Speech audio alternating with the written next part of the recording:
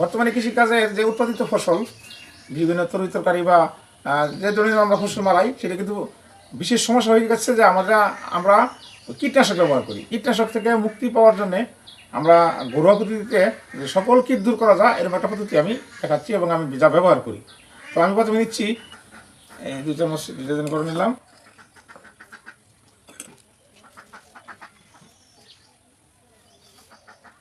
আর সাথে নিলাম 2 চামচ হলুদের গুঁড়া,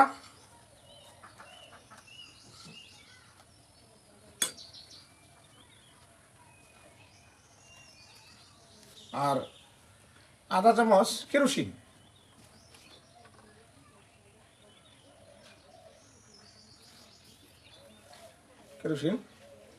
তো এটা আমি দেখাচ্ছি যে এটা যখন আমি এটাতে ঝাঁকি দিব এরকম একটা হবে, এটা সকল পোক দূর হবে। এটা মানে যত ধরনের পোকা আছে সব দূর হয়ে যাবে, আমার এনে থাকবে না। সুতরাং আমার পোক মারা মূল বিষয় না, বিষয় হলো আমার ফসল থেকে পোকাটা দূর করে দেওয়া। তো এটা আমি এখন ব্যবহার করব আমার ক্ষেতের জন্য। 2 লিটার পানির সাথে আমি মিশাইলাম, একটু কম ছিল দেখে একটু পানি দিয়ে এলাম। এটা আমার পুষ্টি বাগান।